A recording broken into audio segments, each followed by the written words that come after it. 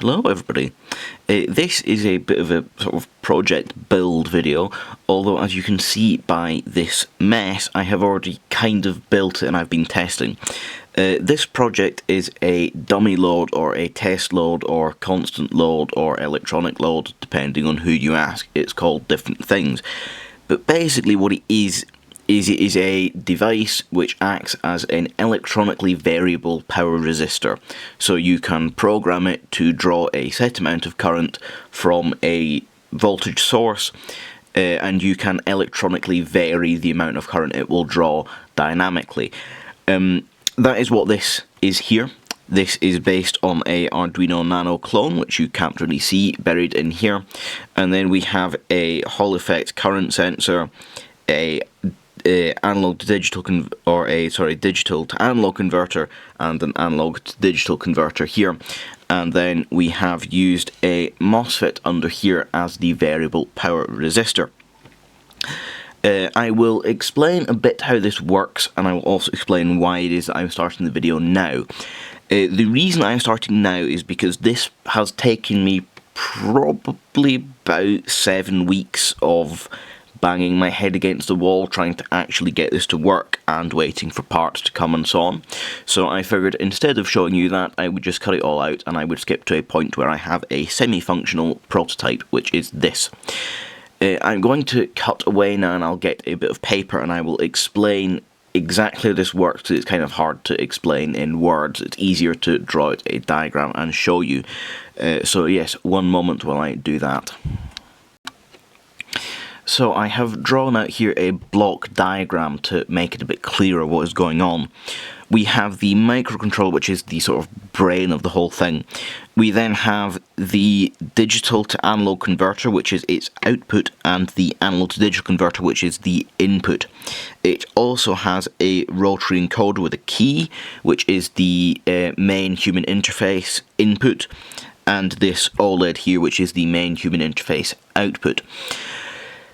What happens is the analog to digital converter here, it will take a analog voltage, which is a variable voltage between 0 and some value, and it will convert it into a digital signal, which is a 1 or 0, high or low.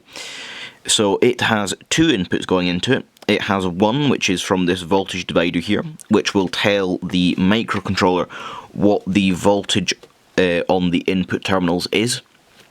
47k and 4.7k resistors, and this middle point here will give a reduced voltage proportionate to the voltage here, which we can then convert to tell us if we know the voltage here and we know both of these values, we can work out what the voltage between here and here is with some maths, which I'll show you in the code later. We also have a ACS 712 20 amp variant, which is a Hall effect current sensor. That will output 2.5 volts, and then the current, it will increase or decrease that voltage to either 5 volts or 0 volts, proportionate to the current flow through the sensor. So again, the analog digital converter will take that analog voltage, convert it into a digital signal, and tell the microcontroller what is going on. We will use the rotary encoder to set a target value for this, either a target power or a target current, which the microcontroller then knows, and the digital to analog converter will do the opposite of what this one here does. It will take a digital signal in, so it takes ones and zeros in, and it will then output a variable voltage between the 5 volt and ground rails. What will happen is we will start it off. The MOSFET here will be turned off, so no current is flowing, which is fine because the target is 0. We will set a target using this, which will be displayed on the screen. When we tell it to start, the microcontroller will enter into that control loop I was talking about. So it will start doing 3 things indefinitely until we tell it to stop. It will measure what is the current going through, so measurement. This here will say 0 because this is turned off. It goes 0, that's less than what it's supposed to be, so I need to increase the amount of current. So compare, that's what it's done there, it's compared the value from here to the value it knows. it then will adjust. So it will tell this to increase the gate voltage on the MOSFET to make it conduct. And then it will measure what's the current flow through here, and then compare what's the current flow here to the value I know. Is it higher or lower? Do I need to increase the current more, or do I need to reduce it? And it will continuously do that, measure, compare, output, measure, compare, output, measure, compare, output, until eventually it will get it to a point where it is on target and just going up and down very slightly as it increases and decreases around that target range. This kind of control loop you'll find everywhere. So your oven has a control loop like this. It measures the temperature in the oven, compares it to the temperature you've set, and then either turns on or off the heating element to maintain a range around that temperature. The range around that is the hysteresis, which is basically to prevent oscillations, because you don't want it going on, off, on, off, on, off, on, off, on, especially in cooling more than heating. If you do that with, say, a compressor in an air conditioner or a fridge, you can damage it by cycling it too often. So the hysteresis is designed to give a dead zone basically around your target. So let's say our target is 20 degrees. We might say if it's between 18 degrees and 22 degrees, that's fine. But if it goes out with that, then we have to deal with it. Which is, as I say, is to prevent oscillations. But that is effectively how it works. It will measure, compare, and then adjust, and then measure again to see the effect of the adjustment, compare it, and continue. The other thing I'm going to explain is how does this bit work? How does the MOSFET act as a variable resistor? Now, I have drawn here a diagram of what the actual inside of the MOSFET would look like. Inside the MOSFET is a chip, which is a silicon semiconductor chip. And this is a cross-section of that chip, so I've cut it in half, and we're looking at the layers inside it. This layer here is the substrate, which is a p-type semiconductor, which means it is devoid of electrons. It has more holes where an electron could be than it has electrons. These ones here are n-type semiconductors, which means they have more electrons than they have holes where an electron could be. And an electron has a negative charge, so having lots of electrons means it is a negatively charged semiconductor. Having lots of holes where they could be means it is a positively charged semiconductor, so n-type for negative, p-type for positive. We have a layer here. This black layer is the metal oxide part. I should have said that. What MOSFET stands for is metal oxide semiconductor field effect transistor. So we have our metal oxide semiconductor field effect, I'll get to in a second, transistor, which means it is an electronic switch. So we have our substrate and source are connected together, which would be 0 volt, and then we have the drain, which is the input. And what happens is, around the junction between the n-type and the p-type semiconductor, you get a so-called depletion region, where the excess electrons from the semiconductor, the n-type, go into the holes in the p-type, and you end up with a basically non-conductive dead zone around the junction. When you put it into what's known as forward bias, so imagine a diode is just a n-type and a p-type put together. When you put that into forward bias, it will shrink the depletion zone and allow current to pass. When you put it into reverse bias, so you put a reverse voltage across it, you increase the depletion zone, current can't flow. What will happen in our case is, because as I said, there are some electrons in this p-type, just not many, and more holes than there are electrons. When we apply a voltage to the gate, which is this conductive part here, it will form a capacitor between the substrate and that plate because of the dielectric non-conductive metal oxide here. When we increase the voltage on that capacitor, it will produce a field effect, which is where the charge, positive charge on here, will attract, so opposites attract. Positive charge here will attract the negative charge, which is the electrons.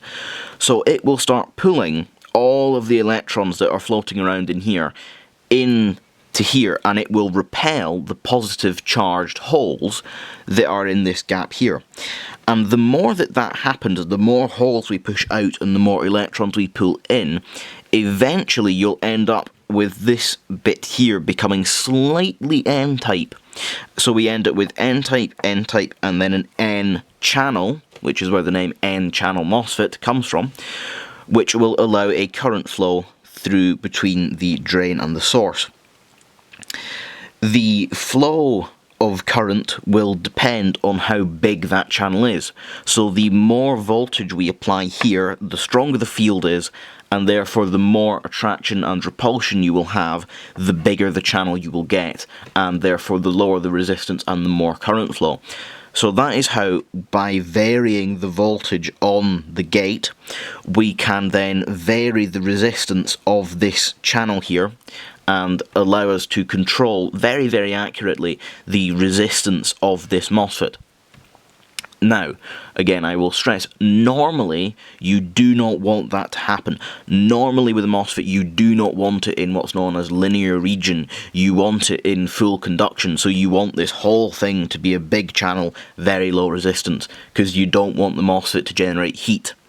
That is why actually they use MOSFETs for high current applications, because it allows a very, very small current. The amount of current you need to charge this capacitor is microamps. If you put a resistor in it, it doesn't draw any current through the gate, or much, compared to, say, a bipolar junction transistor, which requires a proportional current in the base to the current you want to put through between the collector and the emitter. This is voltage dependent, not current dependent. The voltage that you put here, as I was saying, is proportional to this in the linear region, until eventually you'll reach a point at which the more voltage you put on here will not significantly affect the conduction between these two here. And you want that in, say you're switching 100 amps. You want a very, very low resistance because you want minimal heat dissipation from the MOSFET. As opposed to a bipolar junction transistor, you'd end up with, say, 0.6 volt drop. 0.6 volt at 100 amp, that's a lot of power you're dissipating, so it's going to get very, very hot and it's very wasteful. Whereas a MOSFET with a resistance of near zero will dissipate very minimal power. But obviously in our instance we don't want it to dissipate minimal power, we want it to dissipate as much power as it needs to limit the current. So we operate in linear region, but it will be on a big heatsink, which will deal with this additional power heat waste basically out of the MOSFET. So hopefully that's explained how this works. I'm going to now solder it together because I'm having issues with getting the programming basically on the microcontroller to work. The calibration is off, and the more I'm messing with it, stuff is popping out of the breadboard and causing me issues. So I'm going to solder it together, and we'll go through and see if we can sort the calibration issues in the code. So one moment. And needless to say, I did not end up fixing the calibration issues in the code, and this project ended up relegated to the I will get to that when I have time pile for about 6 months. I've just recently dug it back out because I now have time, and thanks to a couple of friends I have made in that 6-month period who know far more about writing code for these microcontrollers than I do, I now have it so that it actually kind of works. Hopefully that alarm in the background is not too audible, but they keep setting it off in one of the neighbouring buildings, and I'm tired of re-recording this for like the 10th time because it goes off in the middle. Anyway, this is soldered together. It's exactly the same as it was last time you saw it. Arduino, current sensor, digital analog converter, analog to digital converter, rotary encoder, and OLED screen is here. I have added a voltage and current meter to this, which is panel mount. That's going to go next to the screen, and I'm now running it off of this 5 volt power supply here, which is being powered with my Quick Connect. The MOSFET is dangling down here as well, and I have the heatsink that can go onto. What I'm going to do, I'm going to go and print the code out, which sounds a bit strange, and I will go through it and explain how it works. I will warn you in advance though, it is not pretty, it is pretty buggy, it doesn't work very well, but it works well enough that I don't care and I just want to get this finished. So I would advise you do not use it because it's pretty terrible, and write your own, which I'm sure you would all do a much better job of, but I will show you how I have done it as a bit of sort of starting point, maybe you'd call it. Here I have the code, I have printed it out. In hindsight, I probably should have done that as a screen recording with voiceover, but I have printed it, so here we go. It's quite long, about 380 something lines, near 400, so I'm going to go through relatively quickly with explaining what each block does and how it works, rather than going line by line and explaining every detail of how it functions. The top bit here, this is just including libraries that are used for doing the I2C communication and so forth. This bit here is setting up the OLED screen, setting up the digital to analog converter and the analog digital converter, and then setting up the rotary encoder. So this is all just setup stuff to make things work correctly. Here is where I'm setting up some safety limits, so the maximum current being 10 amps and the maximum power being 100 watts. If at any point either value, the current or power, exceed either of those hard limits, the system will automatically go into an error mode and shut itself off, thus preventing damage from occurring, hopefully. Here is calibration stuff. These are various different values that do stuff further down the code for offsetting zero voltages and so forth. We have the divider ratio for the voltage. Again, that's more calibration, debounce constants. That's to do with the encoder keys, preventing them from triggering multiple pulses when you press the button.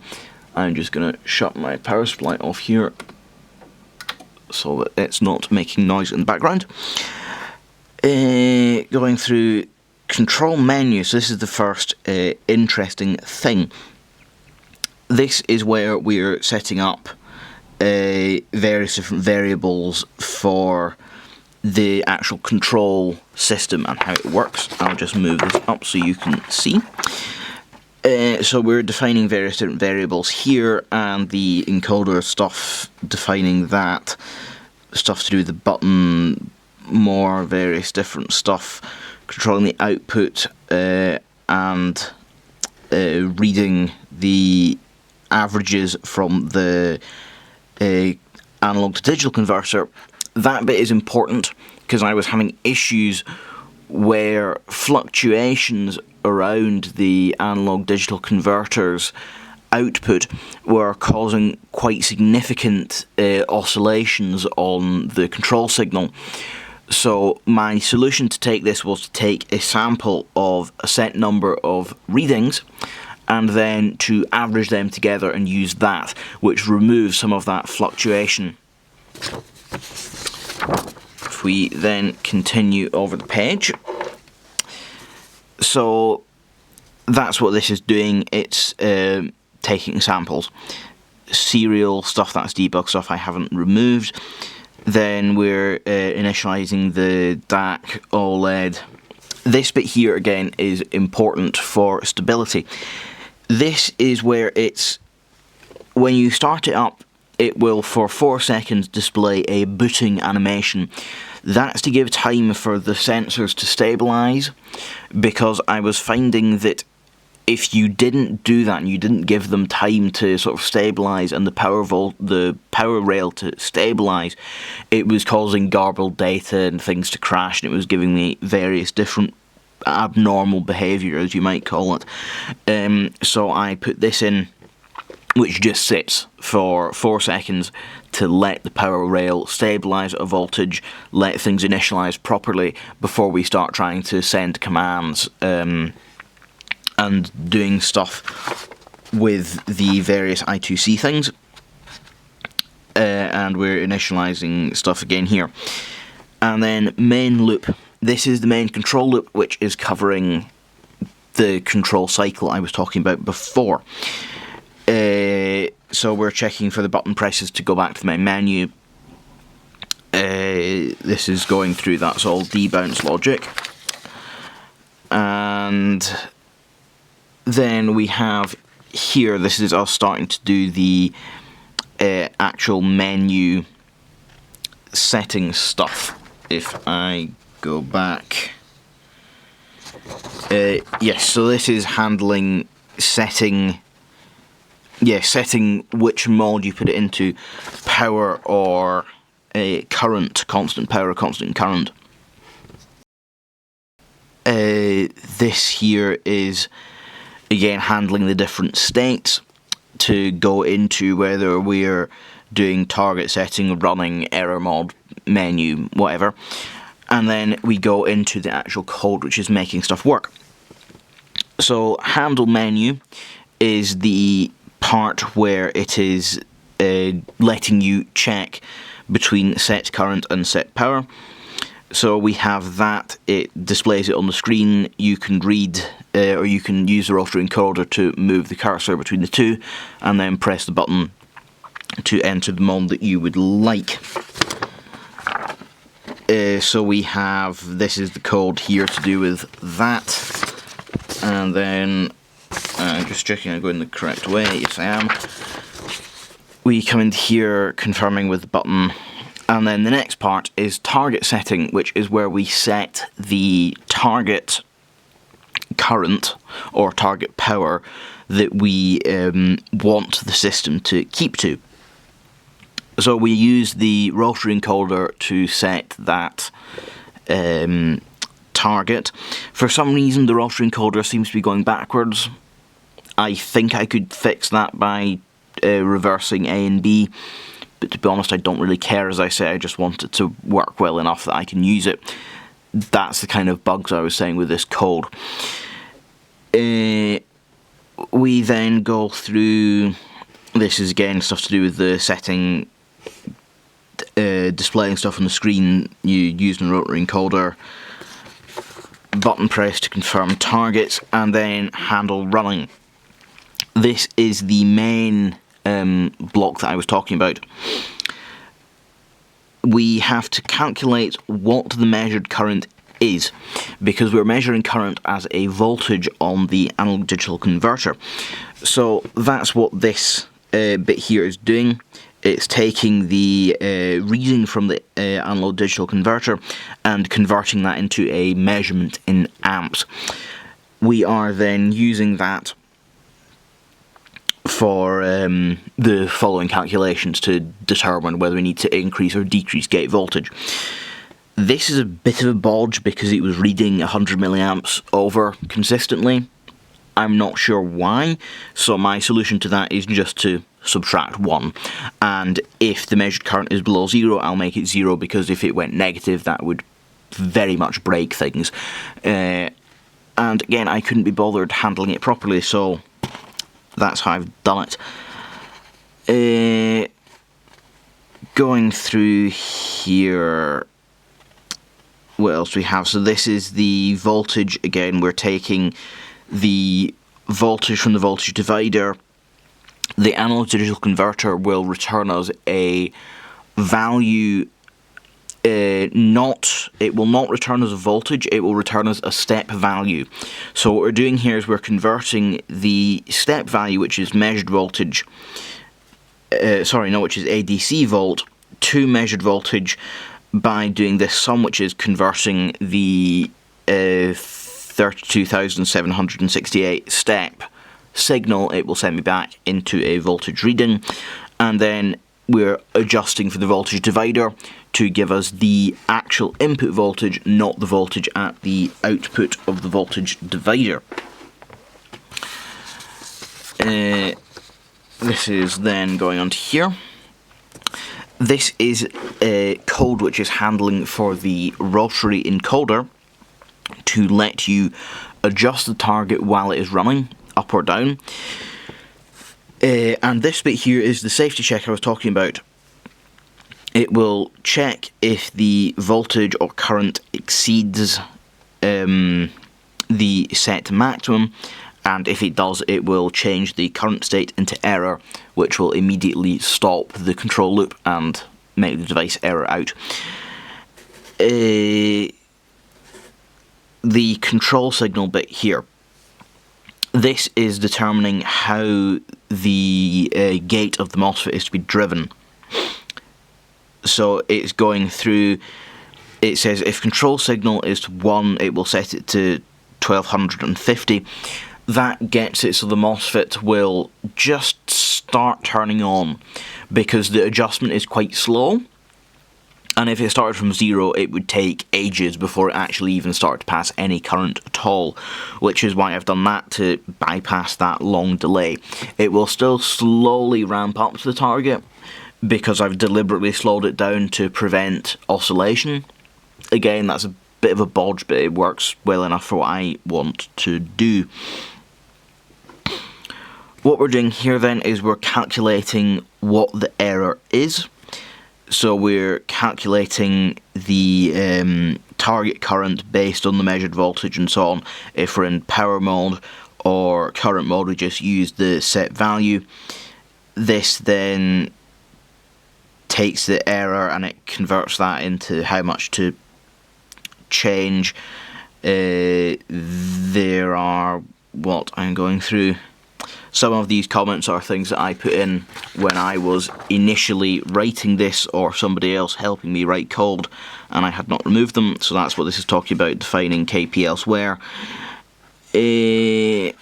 Limit how fast, yeah, so this is changing so that you can't have massive fluctuations in the control voltage, because again that could cause issues with instability. Going through here, this is then it printing on the screen the target. I've set that here to loop count equals 8. That's just to prevent it from refreshing the display every control loop, because I was having issues where it was trying to do that too quickly and the display could not keep up, so you were getting garbled data on the display out rather than the information I wanted. So because it doesn't need to refresh very often, I've set that to 8 cycles to refresh it, which is basically what I found to be the best middle ground between not being so low that the dynamic adjustment is very difficult, but not being high enough that it's causing issues with overwhelming the controller. And then this last bit here is the error handling. It will just set the text on the screen to say that it's in error mode, what the error is. The other key bit that it will do is it will set the DAC voltage to 0. That's very important. It will turn the MOSFET off immediately and prevent all current flow through it to stop anything from being damaged by an overcurrent.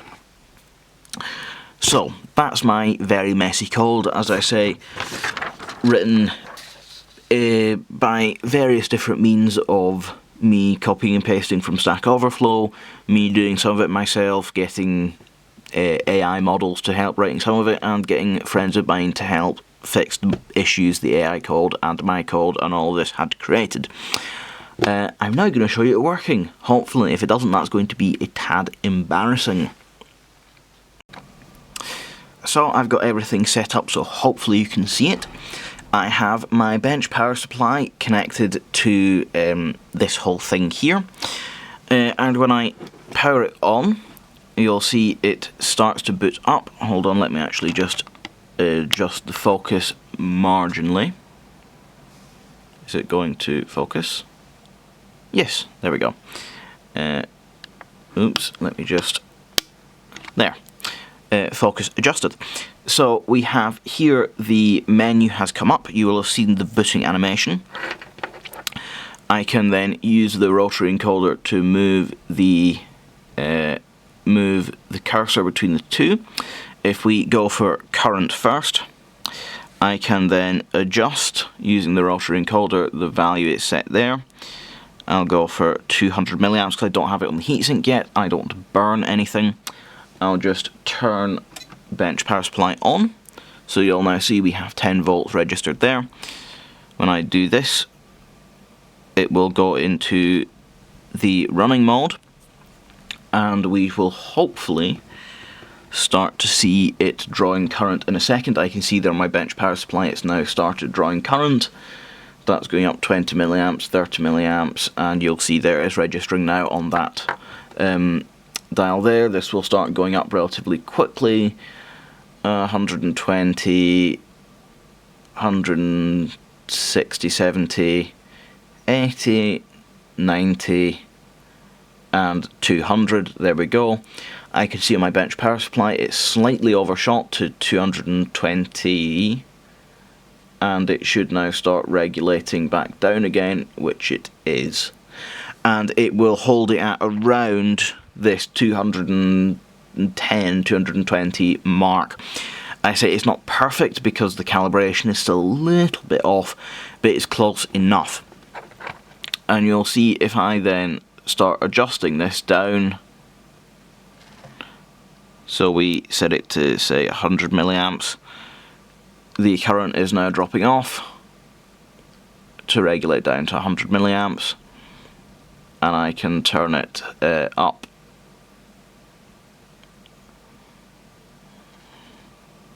and it will start going up again to match with that. And then hopefully when I press this it should take us back out to the main menu. Again, this is a bit of a bug, it sometimes doesn't register button presses properly, and see there it's registered it twice. This is the kind of buggy thing I was talking about, but it does work reasonably well at least. And if I then try and get it back to the main menu, yeah, see it's doing this, 1 second. There we go, main menu. I can then go to power mode, and if I set this to 2 watts, it should draw about 200 milliamps to get 2 watts because it's 10 volts. So if I set that, it will now draw there 210-ish milliamps, which is pretty much exactly 2 watts. I can adjust this up,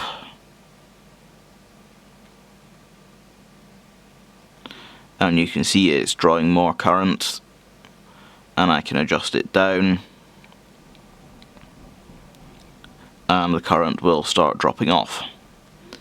If we go down to say 1 watt, it will draw 1 amp, oh sorry, 100 milliamps, and you can see there that's it dropping down 110 milliamps. And if I look on my bench power supply, which is more accurate, it's drawing a 99 milliamps, and that there says 100. So as you can see, it does work. I'm going to now turn this off again because this MOSFET is getting really quite hot. Oops. There we go. And then I'm going to just turn off the power to the thing. You can see it does fade out slightly, which is not amazing because the microcontroller will not be turning off cleanly, but I've not had any issues with it, and again, I'm not having issues, I'm not going to waste time trying to fix it.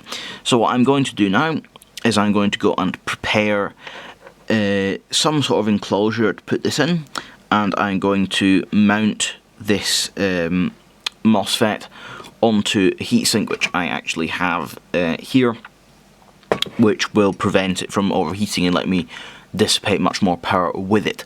So if you give me 1 moment while I go and do that, and I'll get back to you in a second. So I've just done a little bit of a test mounting the MOSFET onto the heatsink, just temporarily, in order to check the heat dissipation. And I've run into a little bit of a problem that I am finding the entire heatsink gets hotter than I would like it to within about 5 minutes, even when I'm running it at half power. Well, less than half power actually, it would be more like, well no, it would be about half power, sorry, I'm confusing myself a bit. But anyway, it gets too hot, so the passive cooling will be even worse once I have put this inside a closed enclosure. So I'm going to have to try and make this more effective by actively cooling it, meaning that I'm going to need to mount some sort of fan somewhere on this in order to cool and move air through, which I had been kind of hoping to avoid doing because it's quite loud and annoying and it means I'm going to have to add extra wiring, but it's something I'll have to do, so I have to go and procure a fan to cool this, which will delay this project for a while longer, but hopefully nowhere near as long as last time. One moment while I go and see what I can come up with. Tiredness is a wonderful thing, and hindsight is 2020. So I've got the front panel together. As you may have noticed, I slightly modified our rotary encoder here, because when I was drilling the holes in the front panel, I was not planning ahead as I might have done, and I forgot that this has to fit here. Sorry, I'm going out of the shot. This has to fit here, because all this space here is full of stuff. So this ideally should have been more like here, and then I would have not had to modify anything. But it does work as it is. I wanted to mention a couple of things while I have it like this. You will see, to mount the OLED, what I've done, I've got a bit of perspex which I've cut into a rectangle, which is bigger than the hole. I then have put 2 bolts through, and I've used a bit of galvanized steel banding, which I'm basically bolting on the back to push the display into the hole there.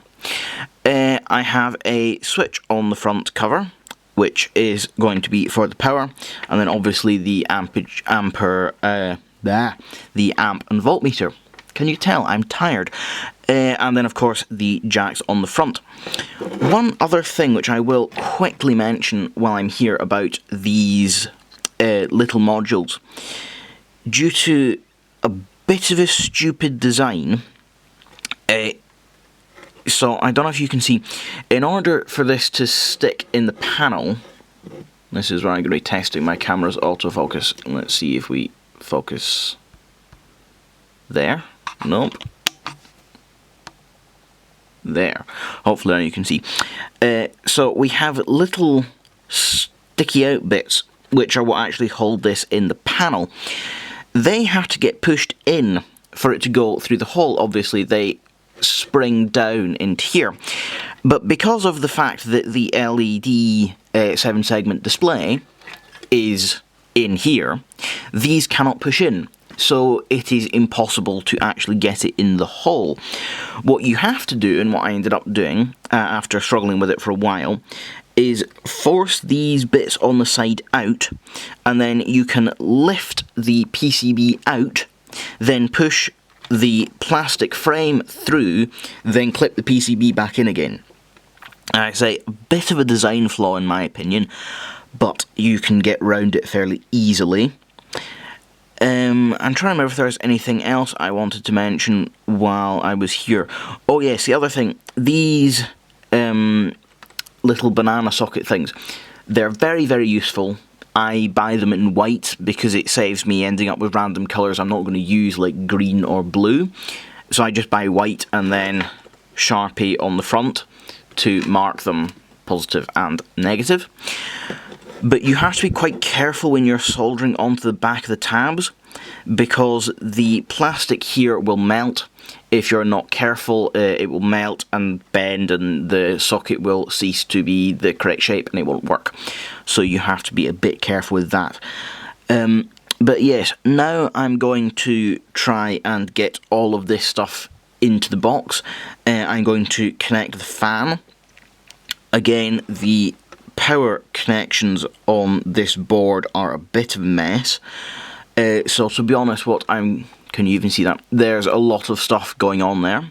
So what I'm going to do is I will just solder the power for the fan directly to the solder pads on the bottom of that board. Again, to get the boards out of these is very easy. You just sort of push the sides apart like that, and then the top comes out. It's hard for me to do it with the camera. I'll see if I can get it to... There we go. See, the top just comes off, and then you can undo the screw there, take the board out and solder onto the bottom to remove these somewhat crap terminal blocks. I'm not sure, I might remove the terminal block entirely. We will see. But yeah, I'm going to get on and do that, and then I'm going to get done this cursed project and put it on my shelf so I can start using it. So, one moment. Okay, so at this point I've got, if I just tip this up slightly, the power supply bolted to the side of the metal enclosure.